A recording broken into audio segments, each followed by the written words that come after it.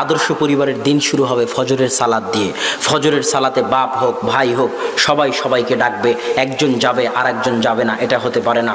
সবাই সবাইকে ডেকে মসজিদের সাথে সম্পর্ক থাকবে, মসজিদে যাবে। ফজরের সালাতের পরে ঘুমানো যাবে না, ফজরের সালাতের পরে ঘুমালে বরকত উঠে যায়, রুজিতে বরকত থাকে না। আল্লাহ রাসূল বলছেন ইন্নাল্লাহা জাআলা লিহাযিহিল উম্মাতা আল বারাকাতা ফি বুকুরিহা, আল্লাহ আমার উম্মতের জন্য বরকত রেখেছেন ফজরে। ফজরের সালাতের পর যেই ঘুমাক, আপনি রিকশাওয়ালা হন, ভ্যান চালক হন, শিক্ষক হন, ব্যবসায়ী হন, দোকানদার হন, ফজরের সালাতের পরে যদি ঘুমান আপনার রুজিতে বরকত উঠে যাবে। ইবনুল কাইয়িম রাহিমাহুল্লাহ বলতেছে এমন কি আমরা সালাফদেরকে দেখেছি, আলেম ওলামাদেরকে দেখেছি, তারা যদি দূর দূরান্ত থেকে সফরে আসতেন, দূর দূরান্ত থেকে সফরে এসে কঠিন কাজ করে ক্লান্ত হয়ে যেতেন, তবুও তারা ফজরের পরে ঘুমাতেন না। কি করতেন? অপেক্ষা করতেন সূর্য ওঠা পর্যন্ত।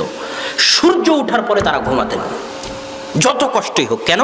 সূর্য ওঠা পর্যন্ত আল্লাহর বরকত অবতীর্ণ হতে থাকে পৃথিবীতে।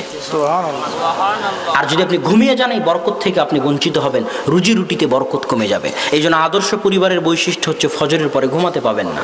ফজরের পরে কি হবে? কোরআন তেলাওয়াত হবে বাড়িতে। যে বাড়িতে কোরআন তেলাওয়াত হয় না ওই বাড়ি কবর। যে বাড়িতে কোরআন তেলাওয়াত হয় না ওই বাড়ি কবর।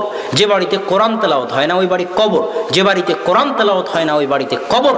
কোরআন আল্লাহর কালাম, যেখানে কোরআন পড়া হবে সেখানে বরকত হবে, যেখানে কোরআন পড়া হবে সেখানে বরকত হবে। কোরআন আল্লাহর কালাম, যেখানে কোরআন পড়া হবে সেখানে বরকত হবে। আদর্শ পরিবার ওঠেই যেখানে ফজরের পরে সবাই কোরআন পড়তে পারে, পড়া জানে, ওই বাড়িতে আল্লাহর পক্ষ থেকে বরকত অবতীর্ণ হবে। সকাল শুরু হতে হবে কোরআন দিয়ে, দিন শেষ হতে হবে কোরআন দিয়ে। আপনি যদি দোকানদারও হন তো দোকান খুলে আগে কোরআন তেলাওয়াত করবেন, আপনার দোকানে বরকত হবে। দিনও শেষ করবেন আল্লাহর কালাম দিয়ে, আপনার জীবনে বরকত হবে, আপনার বাড়িতে বরকত হবে, আপনার সংসারে বরকত হবে। আদর্শ পরিবারের আরও কিছু গুরুত্বপূর্ণ বৈশিষ্ট্য, মেহমানদারির অভ্যাস থাকতে হবে, মানুষকে দেওয়ার অভ্যাস থাকতে হবে। যেটা আপনি দিবেন ওটা আপনি দিয়েন না, এটা আমার পরামর্শ। যেটা আপনি দিবেন ওটা আপনি দিয়েন না, আপনার ছোট্ট বাচ্চাকে দিয়ে দেওয়ান। একটা ফকিরকে একটা ভিক্ষা দিতে হবে, আপনি দিয়েন না। বাড়ির ছোট্ট ছেলেকে ডাকেন, আব্দুল্লাহ ফকিরকে ভিক্ষাটা দাও তো বাবা, যাতে সে দেওয়া শিখে। কথা বুঝেননি? যাতে সে দেওয়া শিখে। কোনো সময় কাউকে ফিরিয়ে দিবেন না, সে মুখাপেক্ষী হোক আর না হোক, সে চোর হোক, ধোঁকাবাজ হোক, তাতে যায় আসে না। দলিল বুখারীর হাদিস। বুখারীর হাদিসে আল্লাহ 3 জন বনি ইসরাইলের লোককে পরীক্ষা করার জন্য ফেরেশতা পাঠিয়েছিলেন। হাদিস জানেন তো? সবার জানা আছে না? তো ওই ফেরেশতা কি আসলেই ফকির ছিল? মিথ্যা, ফকির ছিল না তো। ওই ফেরেশতা কি আসলেই গরিব ছিল?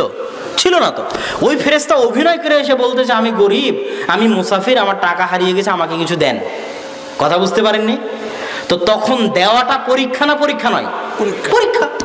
তা আপনি কেন এটা ভাবতে যান যে ফকির সামনে এসেছে সে মিথ্যুক না ধোঁকাবাজ? এটা পরীক্ষা।